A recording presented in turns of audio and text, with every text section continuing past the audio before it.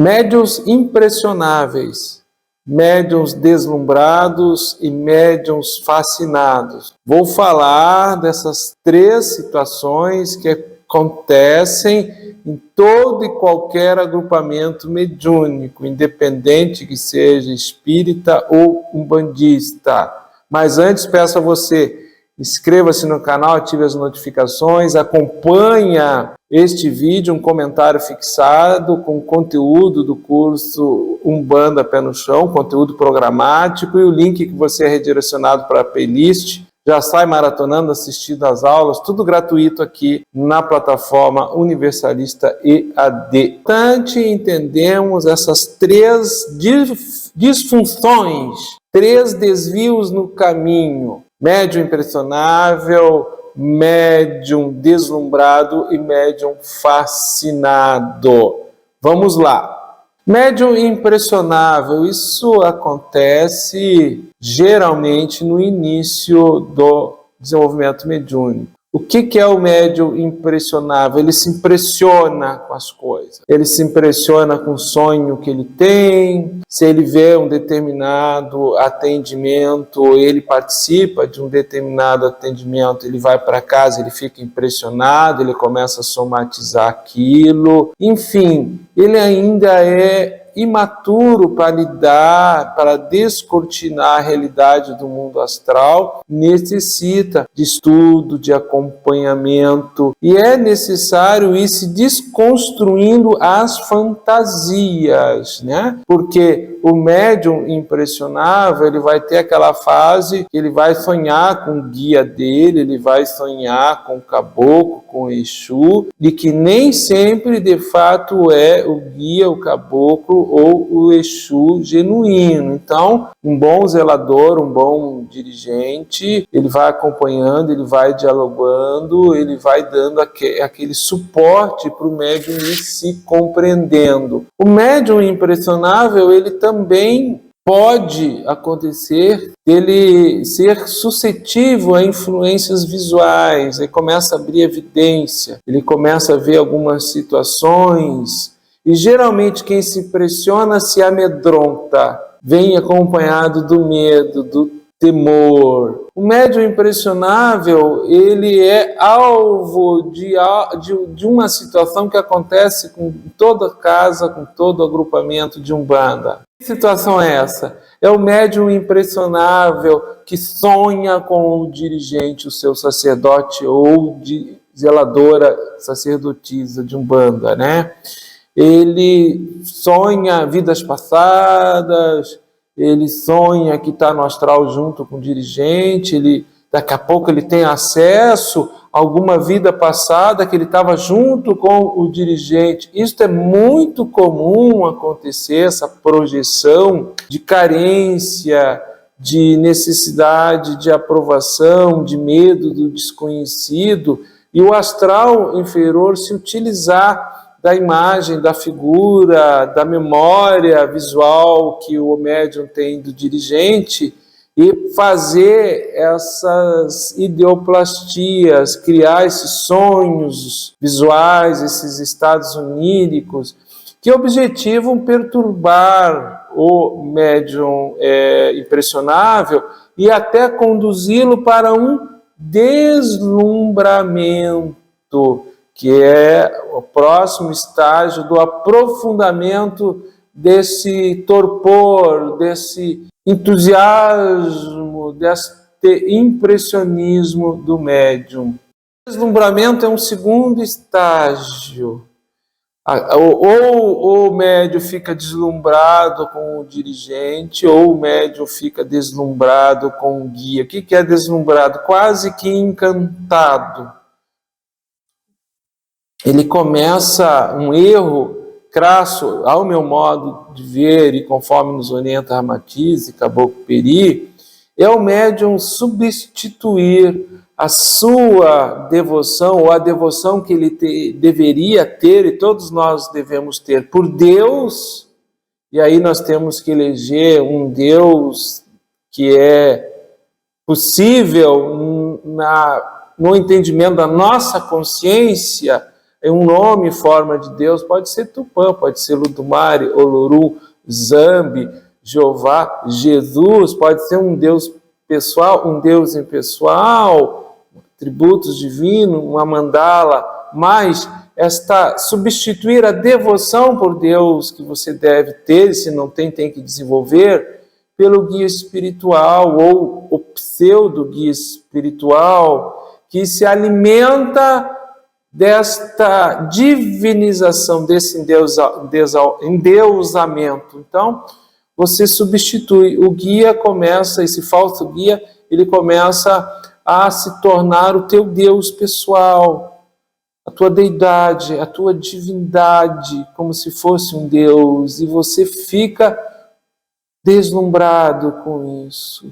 Você trata este espírito como um rei, uma rainha. Você, de fato, diviniza-o e segue-o cegamente. Isso é um grande perigo no campo do mediunismo, porque cria laços muito profundos, inclusive a nível de sinapses cerebrais, de subjugação espiritual, de subserviência espiritual, e esse médium ele acaba sendo instrumento da vontade, da lisonja, da vaidade desta categoria de espírito. Isso acontece muito no mediunismo, que você acaba elegendo como seu Deus pessoal o espírito, e você devota a esse espírito tudo o que acontece na sua vida. Esse espírito é responsável. E você se torna cego e surdo, você não pensa por si mesmo. Não que nós não devemos ter respeito e devoção pelos guias e mestres astralizados, mas eles também estão buscando Deus.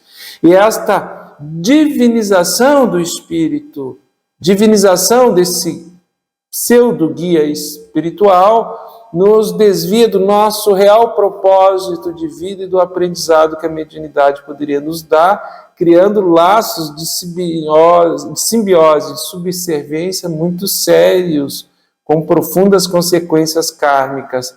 Esse estado de deslumbramento que leva a essa subserviência, essa submissão pela divinização do guia espiritual, é um deslumbramento que se torna fascinação, que é o terceiro estágio e mais profundo, que iniciou com o médium deslumbrado. O médium fascinado, ele não escuta ninguém, ele não tem ouvidos, olhos para nada mais, qual não seja aquilo que é objeto do seu fascínio, ou o guia espiritual que está divinizado, a deidade que se faz passar pelo seu orientador, o seu guia, se faz passar por uma deidade e aceita esse intercâmbio vibratório de lisonja, de reconhecimento, de ritos feitos com vaidade, que no clamor de agradar, que agradar já não é mais agradecer, é o agrado que vira uma obrigação que você tem que fazer. Você fica não só subserviente e submisso a esse espírito que se passa por uma divindade e que se alimenta disso como se fosse Deus, você se torna praticamente um escravo dessa situação. E quanto mais você depende do espírito para ele lhe dar axé, lhe dar força, lhe dar vidência, lhe dar audiência, mais isso se aprofunda. Casas de umbanda sérias, casas que têm fundamento e tradição, isso é corrigido desde lá do início do desenvolvimento mediúnico. Não é incomum acontecer o médium que, quando está no primeiro estágio, que é o médium impressionável, ele se impressiona, do dirigente corrigir isso e o médium entrar num momento de ruptura com ele mesmo e com a casa. Ele vai ter que fazer uma escolha, ou ele confia e segue a orientação do seu zelador, do seu sacerdote, ou ele vai acabar caindo numa apatia, numa negação e sai da casa. Muitos, de fato, saem. E são temperamentos difíceis, personalidades duras, teimosas, que vão buscar um espaço mediúnico para dar seguimento a este impressionismo que está se tornando deslumbramento, vai se tornar uma fascinação. Mas aqueles que ficam, que fazem a escolha de aceitar um treinamento mediúnico espiritual com método, com fundamento, de um zelador sério, com ética, eles vão amadurecer, vão humildar-se, vão de fato perceber que o trabalho mediúnico tem que ter um encaixe em grupo, na coletividade, na egrégora, que não é um chamado para o seu umbigo, tão somente para o seu individual, para o seu egocentrismo, egoísmo, vaidade.